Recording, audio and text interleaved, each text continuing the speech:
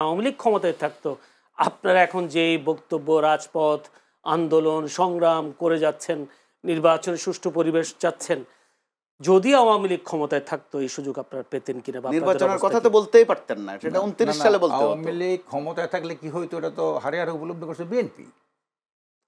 আপনারা সুখে ছিলেন না? আমরাও তো না, আমারও তো হাজার হাজার লোক গ্রেপ্তার করছে। আমাদের ছাত্র আন্দোলন কেন্দ্রীয় সভাপতিকে পা উপরে দিকে টানাই তাকে নির্মমভাবে নির্যাতন করছে।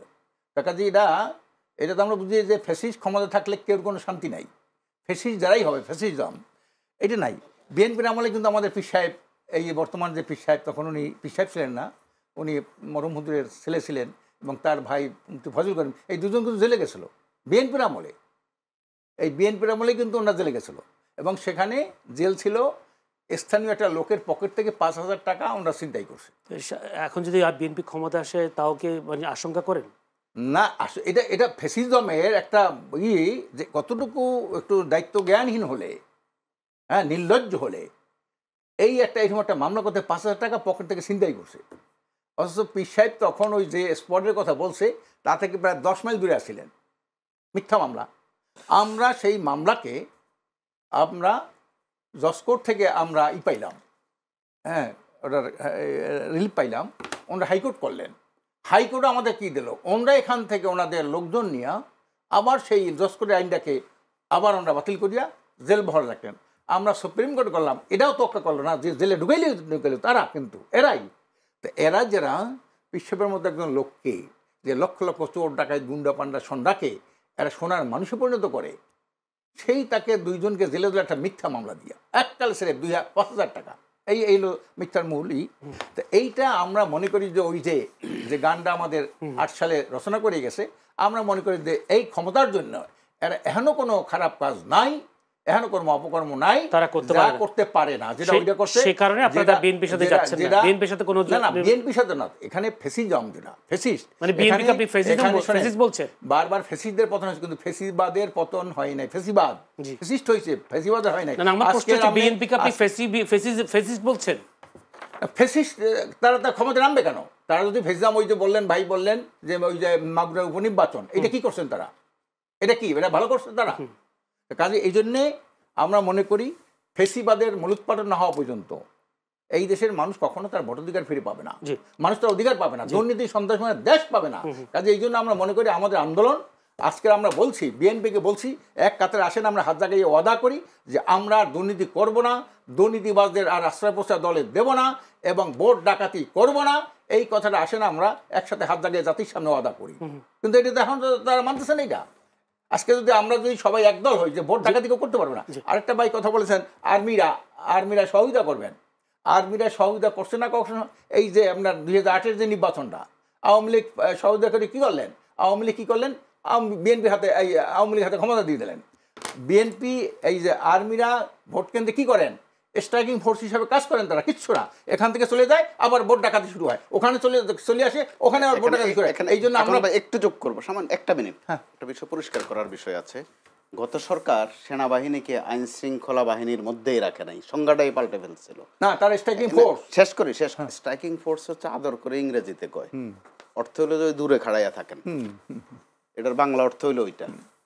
তাদেরকে দূরে দাঁড় করাইয়া রাখছে, তারা কোনো ফাংশন করতে পারে নাই। এবার আরপিওতে কিন্তু বলা হয়েছে যে সেনাবাহিনী আইন শৃঙ্খলা বাহিনীর শুধু অন্তর্ভুক্তই থাকবে না, তারা ম্যাজিস্ট্রেসি পাওয়ার নিয়ে মাঠে থাকবে। যে কারণে একটা উচ্চাশা মানুষের মধ্যে আছে যে সেনাবাহিনীর একটা তত্ত্বাবধান থাকবে স্ট্রংলি। সেই ক্ষেত্রে 91 যেটা আমরা বলি যে 91-তে তুলনামূলক সুষ্ঠু নির্বাচন হয়েছিল, সেখানে আর্মির একটা বিশাল রোল ছিল। আমরা জায়গাটা ওই জায়গাতেই আমরা সেনাপ্রধানের একটা বক্তব্যকে সমর্থন করি। আমরা উনি বলছেন 8 বিভাগে 8 দিন নির্বাচন হবে, এবং সেনাবাহিনী সেইখানে মোতায়েন থাকবে, কেন্দ্রে ভোট কেন্দ্রে থাকবে, তার শুধু স্ট্রাইকিং ফোর্স হিসাবে না, এবং বিমান বাহিনীতে হেলিকপ্টার দিয়ে টহল দেবেন, বিজিবি থাকবে। এটা একটা ভালো লক্ষণ, কিন্তু এটা এছাড়া ভালো প্রস্তাব ছিল। এই প্রস্তাবটা কিন্তু আমরা একমত পোষণ করি সুষ্ঠু নির্বাচনের লক্ষ্যে। আর যেটা হলো যে আমরা সবাই ওয়াদা করি, আমরা যদি সব দল যদি ওয়াদা করি যে ভোট ডাকাতি হবে না, ভোট জাল ভোট হবে না, দিনে ভোট রাতে হবে না, তাহলে কিন্তু এই ভোটটা কেউ করতে পারে না। আমরাই তো কেন্দ্রে থাকবো, বিএনপি জামাত, আমরা এই দলগুলোর যদি নেতারা ওখানে কেন্দ্রে থাকে, এই ভোট ডাকাতি করতে পারবে না। এখন আমি আপনাকে একটা কথা বলি, বিএনপি ভোট ডাকাতি করুক আর যাই করুক, কিন্তু আপনি যাদের সাথে আছে, আপনারা যাদের সাথে এখন নির্বাচনী সমঝোতা যেটা করছেন, সে জামায়াত তো বিএনপির সাথে একসাথে নির্বাচন করেছেন, জোটে নির্বাচন করেছেন, মন্ত্রী হয়েছেন, তাহলে তারা কি না বুঝে করেছিলেন বিএনপির সাথে? তারা কি করছে না করছে সেই জোটের সাথে কিন্তু আপনারা আছেন। ওই জোটমোট কি করছে না করছে জামাত, এইটা আমাদের আলোচ্য বিষয় না। তারা কি করছে, তারা আওয়ামী লীগের সাথেও জোট করছে। জি, এই জামাত তো আওয়ামী লীগের সাথে জোট করছে। পাকিস্তান আবার ডাক এবং কপ করছে। ডাক এবং কপ যারা বুঝেন তো, কম্বাইন্ড অপোজিশন পার্টি, তাতে জামাত ইসলাম, নিজাম ইসলাম, আওয়ামী লীগ সব ছিল। তাকে যে ডাক কপ তারা করছে আওয়ামী লীগের সাথে, তারা পলিটিক্যাল ভাব। এখন বর্তমান যেটা হলো যে এই যে রক্ত জীবন দিল, রক্ত দিল মানুষ, এই রক্তের সাথে কেউ গাদ্দারি করতে না পারে। এই জন্য আমার প্রশ্ন আসলে এখন আমি আপনাকে বোঝাতে পারিনি।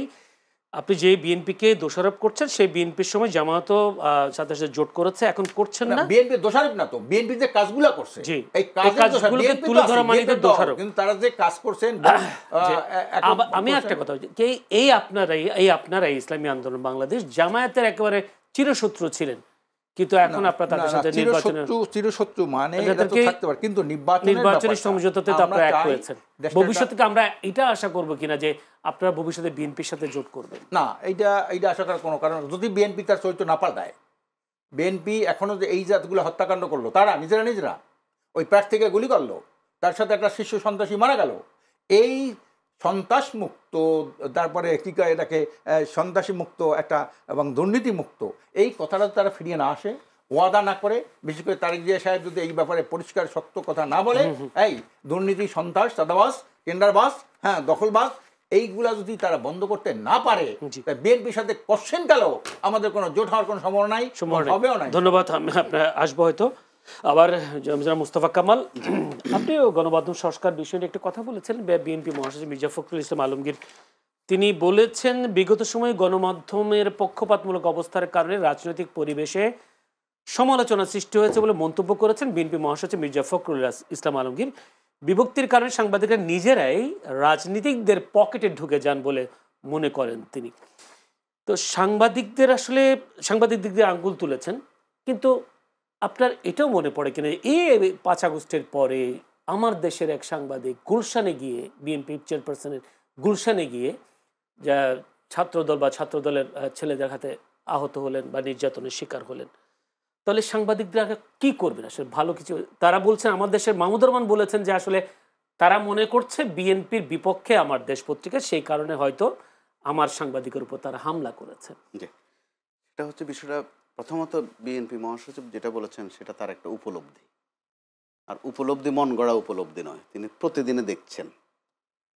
তিনি যেমন বলছেন সাংবাদিকরা তাদের পকেটে ঢুকে যাচ্ছে, এখানে আমার কথা আছে, ওনারাও পকেটে ঢুকিয়ে নিচ্ছেন, কম নিচ্ছেন না।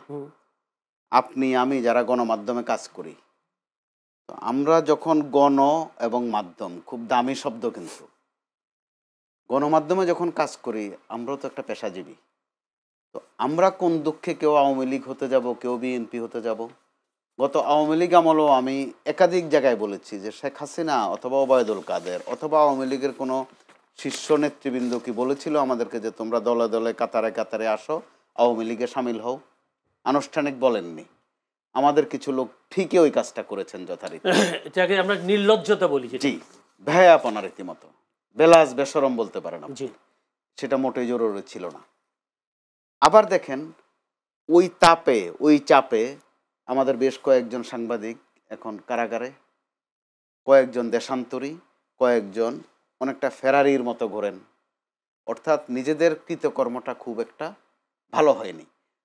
এই সমান্তরালে আরও কথা আছে, তাদেরকেও বিচারের আওতায় নেওয়া হয়েছে কাউকে, কিন্তু কি বিচার? হত্যা মামলা। এখানে আরেক গোলমাল। এই সাংবাদিকরা কি আসলে কাউকে হত্যার কাজে জড়িত ছিলেন? মোটেই না। আমি নাম কারো উল্লেখ নাই করলাম। অর্থাৎ আপনি হত্যা মামলাগুলোকেও হালকা করে ফেললেন। কিন্তু যদি এমনটা হয়ে থাকে যে হত্যা মামলা না দিলে তাড়াতাড়ি ধরা যায় না, ওগুলো খোড়া যুক্তি। এই সাংবাদিকদেরকেও তো নৈতিকতার প্রশ্নে বিচার হতে পারত, বা অন্য কোনো অপরাধ থাকলে বিচার হতে পারত, কিন্তু আপনি দিয়ে দিলেন হত্যা মামলা। সুন্দর হলো না বিষয়টা? এখন আবার আপনিও চেনেন, আমিও চিনি, যেই লোকগুলো গত 15-16 বছর দিব্যি সমানে জয় বাংলার গীত গাইছে, যারে তারে শিবির বানাইছে, জামাত বানাইছে, সমানে বানাইছে, কিন্তু বিএনপি, শিবির, জামাত, মাঝে মধ্যে জঙ্গিও বানাই দিচ্ছে। তাদের অনেকে কিন্তু এই আমলে আবার জাতীয়তাবাদী সৈনিক হয়ে গেছে, বিশাল সৈনিক। তার মানে ভবিষ্যৎ অর্থাৎ ভবিষ্যৎটাও আমরা একটা অন্ধকারের দিকে নিজেরা নিজেদেরকে কিন্তু নিয়ে নিচ্ছি। সেই ক্ষেত্রে বিএনপি মহাসচিব একটা কাজের কাজ করেছেন, যদিও আংশিক বলে থাকেন। অন্তত ওনার এই বক্তব্য থেকে উপলব্ধির বিষয় আছে যে আমরা যদি প্রকৃত অর্থে গণমাধ্যম কর্মী না হই, যদি আমরা কারো পকেটে ঢুকি বা ঢোকার চেষ্টা করি, ভবিষ্যতে হয়তো বা এই পরিণতি আমাদের হতে পারে। তো আমার আপনার তো অবশ্যই কামনা থাকবে যে আমরা শুধু কাজে থাকতে চাই, পেশাদারিত্বের থাকতে চাই। আপনারাও আমাদেরকে পকেটে নিয়েন না, আমরাও যেন কারো পকেটে না উঠি। সময় দৃষ্টি আমরা যেন কারো মাথায়ও না উঠি, সময় দৃষ্টি যেন আবার কারো পায়েও না পড়ি। তো একটা 24 কিন্তু একটা সুযোগ এনে দিয়েছে ভাই, যে যেভাবেই নেন প্রত্যেককে যার যার পেশায় বলেন, দলে বলেন, সমাজে বলেন, নিজস্ব আইডেন্টিটি করার এক সুযোগ কিন্তু 24 এনে দিয়েছে। কিন্তু আমরা যদি এই সুযোগ না নেই, করতে পারছি বা সুযোগটা এই নিতে পারছি, চর্চায় যদি আমরা অভ্যস্ত না হই, গোটাটা আমাদের নিজেদের ব্যাপার।